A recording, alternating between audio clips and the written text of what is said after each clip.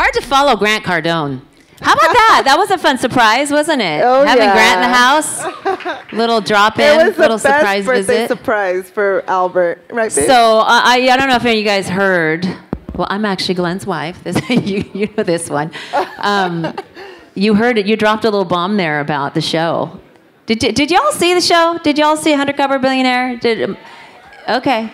You dropped a little bomb on Grant there. I got pissed. I've never ever brought that up. So No, Grant he's pissed me off. never. He's never. We've talked about it, and you know, you saw the show, and Glenn. I don't know if you saw the first season, but Glenn was just short of the $1 million. At least that's what we saw. Yeah. But the truth is, now I love my husband. He's about authenticity. I'm just going to give you a little insight. I mean, talk about authenticity, integrity, and humble. But there's also strategy in life to be inspiring. And sometimes you kind of outperform yourself, and you're like, whoa, I kind of I overshot my mark. And when he did the show, they got to the end, and you know what? I think you should just tell the story. You can tell Grant another time when we're sitting down for dinner. But you got to the end, and he was sitting with the showrunner, and the showrunner, he's like, okay, all the Discovery executives had flown in for the finale. They all wanted to know. And he was sitting in the car with him. He says, okay, so you've prepped him, right? You've given him. You're not just going to let me fail on national TV. And they said, Glenn, why do you think all the executives are coming in? Nobody knows. Nobody knows what the valuation is. He's like, I could fail miserably.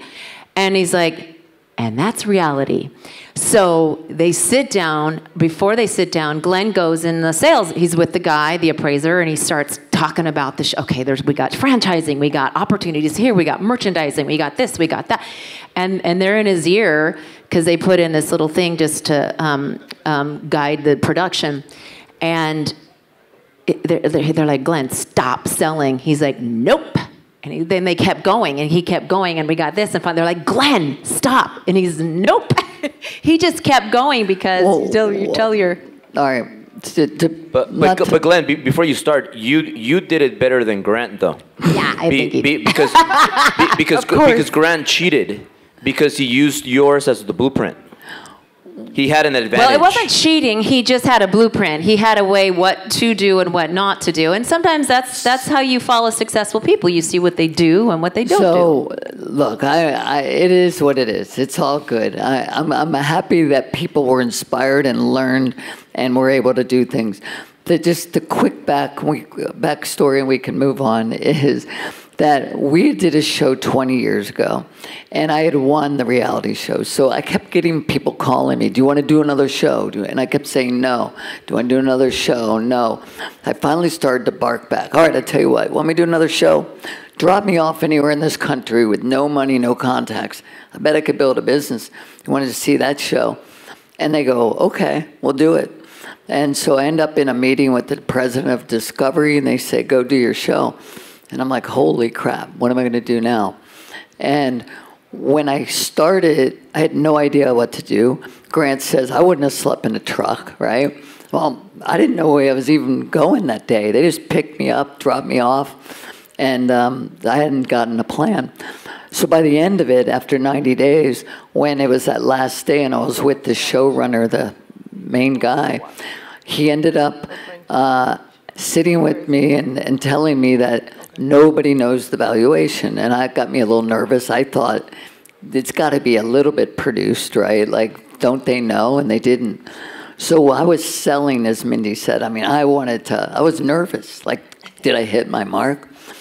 And when we sat down, because what I had said to the showrunner, I said, you know, all this time I've been doing a reality show. This has been real, man. This has been hard. And you've been really just making a TV show. But this has been reality to me. And when I sat with the evaluator, my heart was pounding. Like, how much is this worth? Don't embarrass me and say a really low number. And when the guy told me the number, I don't even remember it now. It was $6 million, I think it was. But it was way over the $1 million mark. Wow. It was more than Grant. Yeah. And it's all on video. But when he told it to me, archives. it hit me. And I was like, Yeah, I agree with you. We busted our ass, right? But I said, I don't think people out there, when they watch something and work all that hard, if it were relate. 6 million, I think people would go, well, I can't do that. And I go, I don't want that. I want people to be inspired, because all along there's been great lessons of failure and success and failure. It wasn't the destination. It really was the journey. Yeah, and that was life. And I said, so would you mind if you just told me it was 750,000? I don't want to hit my goal. I want people to think, hey, She said less. That cost him money by saying that, because he had to reach the $1 million. But what I wanted is people to go, you know what? Even though he didn't hit his goal, that's damn good for $100 to go to 750,000. So it's more about the mindset, okay? Which, yeah, that wasn't the real number, okay. But I wasn't trying to puff myself up. I was actually... Until 10 minutes ago with Grant. Well, Grant got under my skin, so what the hell, you know? You had that, holding on to that, though, for a long time. So I've anyway... been holding it. Anyway, we'll move digress. on. We'll move on. So that's the first time that you announced that? This is the first time. Wow. Yeah. To Grant. Yeah. He's never... Never. So one last thing about the show. So you're obviously, you have a great lifestyle, and I've been to your beautiful home, and you go and do the show, and you're away from your family. And you do it, right? So what is the one thing that you learned, or that it helped you in your life going back after you finished that? Well, I think the one thing I had learned, it was a real microcosm of real life, okay? Halfway through the show, I had right when it started, I happened to be in Miami on my boat. Well, I was on a jet ski with John Elway, the quarterback. And we were out there, and then all of a sudden in comes 20 people with cameras and booms, and they were taking me out. And that was when I kind of got pulled out of my life into, go do the show. And so they interviewed Elway. They interviewed Richard Branson, called me on a FaceTime, and they interviewed him. And they said, wouldn't you love to do this show? Go back in time. And both of them said, hell no. I mean, why would you want to go back when 99% likely you're not going to hit the goal, and all you're going to do is look like a failure in front of the world? And I just come off the cancer. I was clean, but I was like, man, I never felt more alive than when it was 2007 and 8, the financial crisis, and I was fighting for my business life, right? So why not do it again? But, so when I did the show, halfway, 3/4 of the way through, when I was at that barbecue festival, if you guys remember that, it dawned on me at that minute, I am going to fail. I know I'm going to fail. 100% I'm going to fail. And then I started thinking about Elway and Branson. I'm going, man, they were right. Because you know what? Not only am I going to fail, but I'm going to fail in front of the whole world. But not only am I going to fail in front of the whole world, this is my legacy to my children. My children are going to see their dad be a failure. That's all they've got to see. So in my mind, I went, I'm going to quit. Not in my mind. I said it. I'm done. I am out of here. And so what I learned is at that very minute of jumping off the cliff, of quitting, if I quit, they can't make the show because it doesn't have an ending. They'll sue me. I'll give them $1 million, whatever. At that very second, I realized I've never quit in my life. And if anything, my kids aren't going to see dad fail. They're going to see dad try as hard as he can, no matter what, and not give up. So I don't care about failure. And at that moment, when I knew 100% that I was not going to be able to get through this wall, I was not going to be able to make it, I just went for it anyway and did the best I could. And all of a sudden, somehow, It worked. And I can tell you, all of us have had that experience where you go, I am not going to get through this one. There's no way in hell. And I'll tell you another, let me just add something. Part of the reason he didn't, he could have done a lot better had his wife been there, because this is all about power couples. And when you have a partner there, the success is so much more sweet, right? Yep. Right? That's the whole point. So it was tough. It really was. And but not giving up is what I think this is about in our business. Whatever you are in, there's a lot of entrepreneurs out here. Excuse me, a lot of entrepreneurs. And it's about those times when it is hard and you want to give up. And you never, ever know the outcome unless you stick to it. Yeah. So yesterday I spoke about most people quit when they're like an inch away or a few seconds away from achieving the goal. And if you just withstand the pain a little bit more, you might get there. But some people just, when the pain gets too high, most people just stop. That's from, have you read that book, Think and Grow Rich by Napoleon Hill? I talk about being 3 feet from the goal. Like, that is like a metaphor for so many moments when people just about quit. Yeah. It's easy to do that. Because I literally, I'm not kidding. I feel like I've battled a lot of heart attacks in my entrepreneur life. And like where I turn purple and I have food in my mouth, I can't swallow it. Like I can't swallow the chicken and I just feel purple and I feel like I'm floating in the air. And I just feel like, I don't know if I'm gonna faint or if I'm gonna get a heart attack. But there's been moments like that because the amount of stress pressure is so high. And I don't know how we're gonna pay bills on a Friday. And we started our mortgage company 2013. And for some reason, we just work so hard we always end up figuring it out. And we never would have a problem. It just continues. That's the lonely part of an entrepreneur, right? People don't, when you're driving the Ferrari, right, or whatever, people see you as a successful person. They don't know the pain that every entrepreneur goes through. And that's the reality that's the part that's unspoken. You get too many people thinking success is a straight line up, and it's not, And so that's why I like talking more about the adversity of life, because that's reality, and people can then go, oh, I get it, man. I'm gonna give it one more day, you know? And if you keep doing that, you're gonna be successful.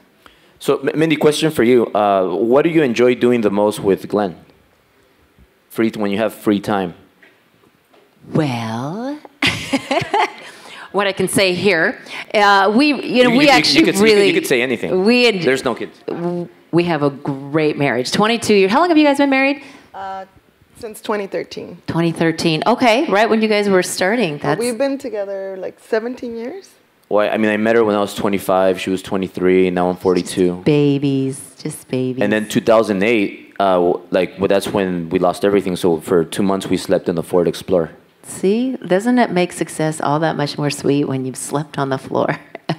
in the Ford. Yeah. Ford Explorer. Yeah. Ford Explorer. On the Ford. Ford on the floor. They're not that bad, by the way. Ford Explorers. The way they design those cars, you could do a lot of things creative inside. But I've got to hand it to you both. I mean, with the brand that you've built and what you've done. Again, being in the same business, I know, and how hard it is.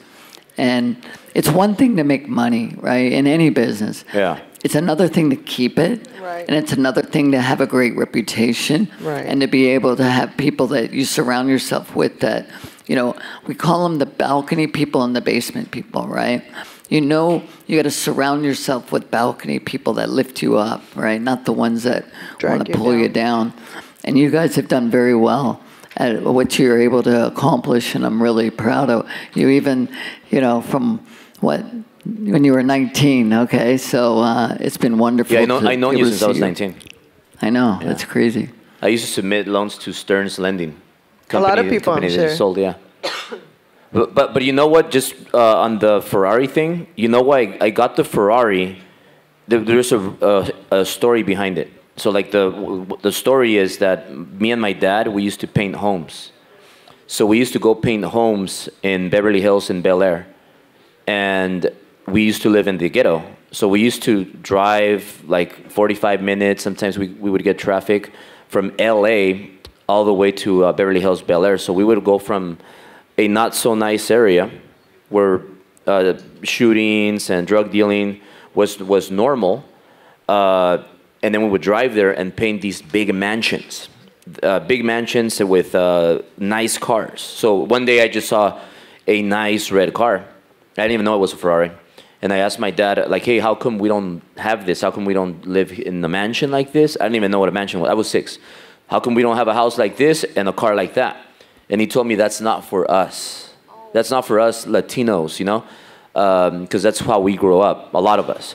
So he said, it's not for us. And then I questioned him as a kid, well, why not? And he said, if you work very hard and you never quit, then maybe it could be for you. So I always had that work ethic, that chip on my shoulder, and I just work hard. And then finally, when the first time we made over $1 million with the company, 2016, we made like 1.6 million in gross revenue in mortgages, which net was probably like close to zero. I had like 35 G's in the bank account, and I went to Ferrari, and I was drinking some good champagne. Looking at the Ferrari. I told one of my, we only had a few loan officers back then, so I told one of my top guys, hey, I'm feeling motivated. Let's have some champagne and go get inspiration. Go to the car dealership. So we went to Bentley, then we went to Aston Martin, then we went to Lamborghini. I'm like, no, Lamborghini it's too ghetto for me. I'm classy, so Ferrari. So we went to Ferrari, and then I text Sil and I just told her, hey, I'm just gonna get pre-approved, see if I qualify. No big deal. I'm not gonna qualify. So they ran the application, and they told me, yeah, you don't qualify. So I told Sil I just have to put $5K down. So I'll put $5K down. They'll hold it as credit, and then when I qualify, I can come back. So I did that, and then I told the guy, hey, just do whatever you can. Like, try to see if you can make it. So he called me, and he gave me a deal. It wasn't a good deal. It was just I couldn't afford it. And then he called me again, and he said, we got you a better deal. $2,100 a month, open-end lease. It was a pre-owned Ferrari with 7,500 miles.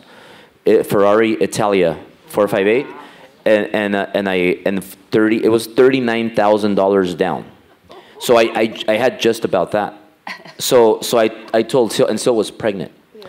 So I told her, you know what? So not to go so long. Our daughter was born. I got the Ferrari, and we named our daughter Italia after the Ferrari 458 Italia. So that's how it happened. Oh, that's a cute story. So you know what, that is a good story. You know why he bought the car? Because he's like, fuck it. If I lose everything, or at least I had it for 3 months if I can't pay it. And, you know, because once you have kids, things change a little bit. I figured I could go 90 days before they repoed it, and at least I enjoyed it for my dream car for 3 months. But I got the Ferrari, though, for marketing. That was what I was telling Grant. And Grant always told me, don't get the Ferrari. I said, I'm going to get the Ferrari, so I got the Ferrari. And that was because Grant told me that I can't speak on his stage because I don't have an audience. So I got the Ferrari to try to grow my audience.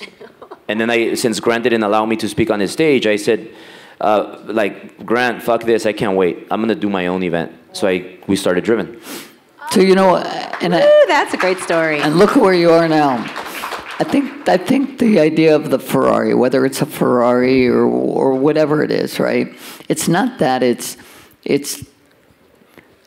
is overextending ourselves, right? And when people get caught up in that sometimes, then it gets in the middle of your dream, because then you get overwhelmed with debt and other things. Do I think that you should reward yourself? Absolutely, right? We bust our ass. We all put in more time with work than we do our families a lot. And so to every now and then be able to reward yourself, I think is the right thing to do. I'm just not one to want to go and give back the Ferrari, right? Like, so, but to some, it's that motivation you need to keep driving, or not driving, but keep working harder than the next guy, right? Because you don't want to do that. So everybody's different in there. But I do think that it can motivate you. Because, by the way, I bought a $420,000 house, 1989. I was 24. I could not afford it at all, right? Same thing. And so I started out behind the gun, and it got me to be able to, I just worked and worked, so afraid I was going to lose that house, you know? Yeah. And exactly, so you never know, right? Everybody's built differently. But I think we shouldn't, you know, if you're out there looking for your dream, don't want to put too many roadblocks in the way. So. Right. And before we wrap up, just a couple things. Mindy, what is your advice for all the women here? I mean, women and men, but if I can ask you on women, like how does a woman become the best what's the word to say without partner getting anybody mad? How does a woman become the best partner, but in a supportive way to allow your husband to thrive, like so that because there's some women that could be a little bit where they kind of don't let the man operate. If that makes any sense. I do. That does make sense. That's clingy and doesn't allow the man to like work. I just let him be him, and I celebrate him, and I appreciate him, and I tell him regularly how much I appreciate him. And I think that's important in any relationship. And you know, men need two things. You need to be appreciated, and another thing, and you know what that is, right? But what is it, Glenn? You know, there's kids in the room. Oh. Right? She does it very well. There's no kids. Well, how the kids get here? That's what they need. Yeah. So, just letting him be who he is, and not trying to change him or fix him or put him. Just let him. I love the Mel Robbins, but let him just be who he is, and we meet in the middle, and I celebrate his successes, and I let him be the star when it's his time, you know? Does he still have the craziness? Like when he was 20, 30, 40, I heard, I know your stories of all the crazy stuff you did. If you haven't read his book, you can get that. Oh, yeah. Integrity. There's a lot. He says the first 6 chapters he's an idiot, and then he redeems himself. That's his words. But is he still a little bit crazy with some of the things he does, or not? He's not reckless. He's not. I think he's definitely matured into a different space. And obviously with the cancer, and I don't know if y'all know this, but Glenn has had cancer twice. He's a survivor. He's 7 years out, so he is clean and clear. So we have that to celebrate. And then he went back into business again.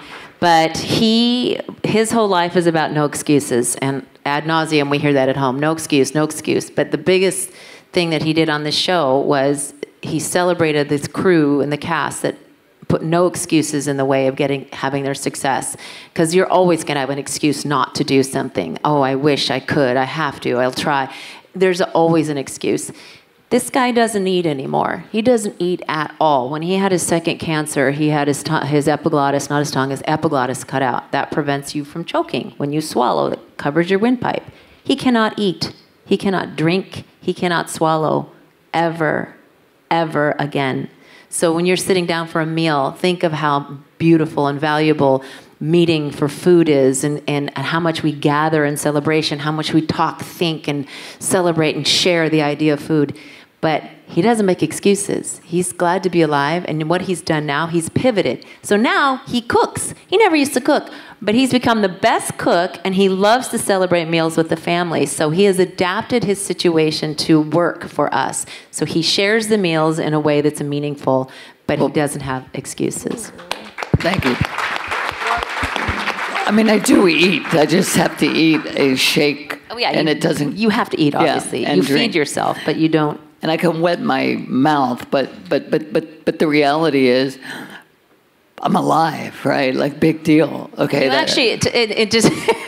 He actually says he will live long. The joke is, he said, I'm going to live longer than any cancer patient because the food he eats now that he feeds through a feeding tube is so healthy. No more chicken wings and sugar and ice cream and beer.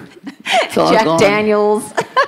But no, it's you know, we all have got something, right? Every one of us has something that we can look at and say, you know, we got to stop, or we've got to pivot, or whatever, right? And the reality is, if you want to find an excuse, you'll find one. Yeah. Okay? And if you want to win, then you'll win. You just have to not let anything get in your way. And so so what? Okay?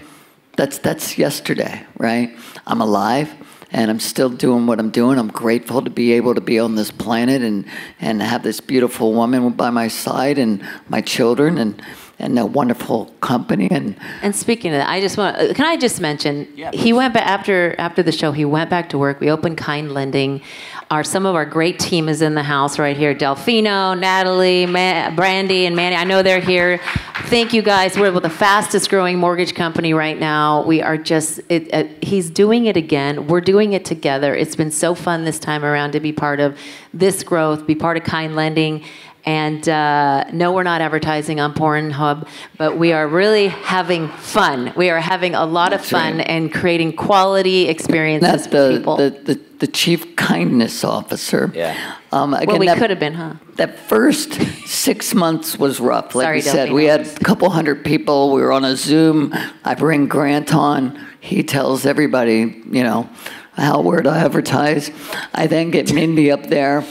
At the time, she was the chief happiness officer. The CHO. So she says, hey, everybody, I'm the chief ho. I'm sleeping with the boss. I'm like, Mindy, you can't say that. But what we learned, honestly, Albert, is we're doing it this time, it's not about making money. It's about, we want to create something where people feel loved, they feel heard, they feel that they're doing something great. And so it's catchy because when you buy into the fact that you make a difference, then you can charge up a mountain you never thought you could ever climb. Yeah. And we're doing that. We're very excited, whether it's whatever it is, and this happens to be in the lending space, and we're having a hell of a great time doing it. And to your point again, it's not about making any excuses. It's been tough lately, right? The last few years. Yeah. But we're now number 5 in the country, so been really doing pretty well. Yeah, doing well. And now I'm the CKO, and I'm the CHO at home. Hey, so I know your time is valuable. I can stay here forever, but I want to just say thank you. Both of you, your time is super valuable. I know where you guys are in life, in success, and you didn't have to be here. And I know that when we met, I think it was an event. We ran into each other, and then I told you, hey, where was it? Vegas. Was it? Vegas, baby. With Fred.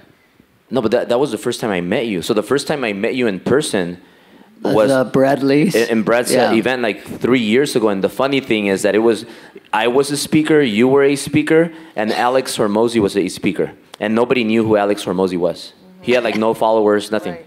Right. And I remember I walked out of his presentation because I was bored. Like he went on for like 2 hours. But that's when I met you the first time. And then I ran into you somewhere else. Oh, the dinner. I went to the dinner at your house. Well, here we are. So that's when I spoke to you and I told you, hey, Glenn, and then we went to your office. But the thing is that I was the most excited. I was like a super excited kid because like he was like my idol in the mortgage space. Because like there's 2 people that I saw as they're the GOAT in mortgages. Glenn and Dan Gilbert. So like you were way before Dan Gilbert, like you were the biggest with Stearns Lending. So I used to work as a loan officer when I was 20 years old, 19 years old, and I was a broke kid. So I remember I had the Ford Explorer, the famous Ford Explorer.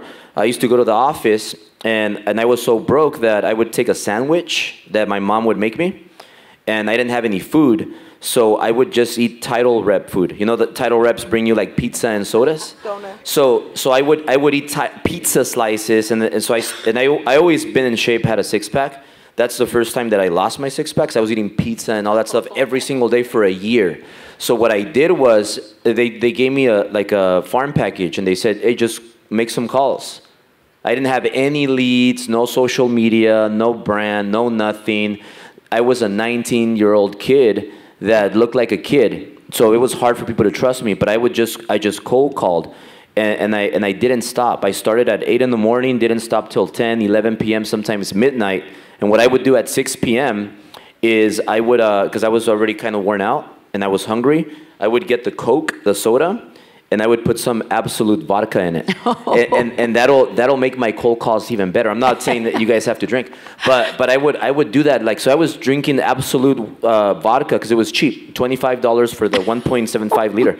So I would just put some Absolute, and I would spice up my soda, and I would just keep dialing. And that's how my first month I closed 4 deals, and I was paid $16,000 the commission check. And that just got me started in the mortgage industry. But I knew who you were there. Wow. Yeah. You had a dream, a drive, and a drink. And then when I ran into you again, I was like, I known this guy for like 20 years, and so I was more excited to meet you than Grant, Patrick, but David, and other people that I've met over the years that have helped me, like mentored in business. But no better mentor than somebody in your space, your industry. Right. So like, I just want to thank you guys for being here. And what you told me in the back, you know, meant a lot to me. He was like, hey, Albert, you know what? Unlike other mentors or coaches, like, I don't need anything from you. I don't need to charge you. You don't have to pay me. I want to help you grow your mortgage company. I want to support you. I know how to do it, and I'm going to work with you. So thank you. I'm proud of you, Albert. I am, both of you, for what you've done. And this is a fantastic event, but I'm proud of what you've done in your mortgage. And I would love to help. I enjoy that. You know, we both, you know, there's a saying, the more you give, the more you get, right? And so being able to watch you grow and be able to take on this industry and do what you do, it really warms my heart. So I'm all yours. So love it. Thank you. Thank you. Thank you, guys. All right, we're going to cut to lunch, right? Yeah, so CEOs, Super VIPs, lunch is in the same area as yesterday. So we'll see you there. We driven and drinking. Thank you, Mindy and Glenn Stearns. Thank you. Thank you, guys. No drinking and driving.